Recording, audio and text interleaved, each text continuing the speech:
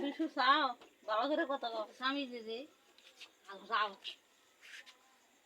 আমি খাওয়াম তা নানু মোটা একটু অবশ্যই আমি খাওয়া আমি ওটা নাই খাওয়া ওটাতে খাইতে আমি খাওয়া না আমি খাওয়া এদিকে খাইতে পারবেন না একটু চন্দনে চন্দনে গোবির জামাই